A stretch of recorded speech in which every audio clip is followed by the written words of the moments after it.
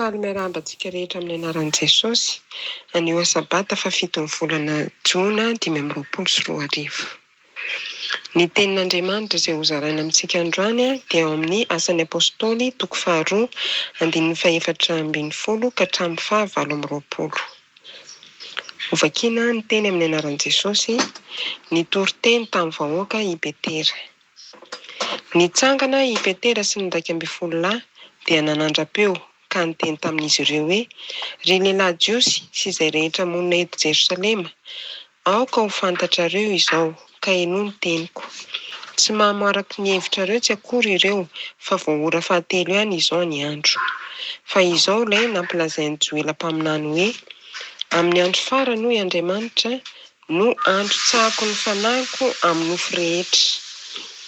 Ny zanakareo lahy sy ny zanakareo vavy dia aminany. Ny zatovinareo dia hita fahitana. Ny lahy antitrareo dia hanonofy.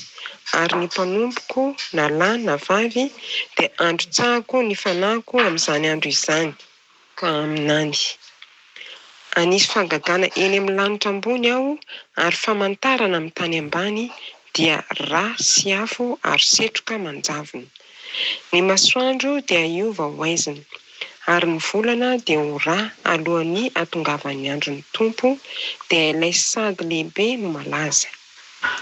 Ary izay rehetra hiantso ny anaran'ny Tompo dia ho voavonjy. Ry lehilahy Israelita, mihaino izao teny izao: Jesosy avy any Nazareta, lehilahy nasehon'Andriamanitra teo aminareo tamin'ny asa lehibe sy ny fahagagana ary ny famantarana izay nampanaovin'Andriamanitra azy teo aminareo araka ny fantatrareo ihany.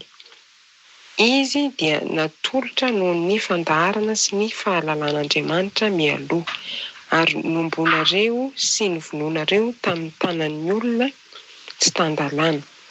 Nefa Andriamanitra nanangana azy rehefa nahafaka ny fanaintaina amin'ny fahafatesana, satria tsy azon'izany no azoniny izy. Fa i Davida dia milaza azy hoe: nijery ny Tompo teo anatrehako mandrakariva aho, satria eo ankavanako izy mba tsy hangozohozo aho. Dia izany no nifaliany foko sy ny ravoravoan'ny lelako, ny nofoko koa dia hitoetra amin'ny fanantenana, fa tsy ho fohinao ho amin'ny fitoeran'ny maty. Ny haiko ary tsy hamela ilay masonao ho tratry ny loha ianao. Nampahafantatra ahy ny lalanaina ianao, ampifaly ahy indrindra amin'ny tavanao ianao. Amen.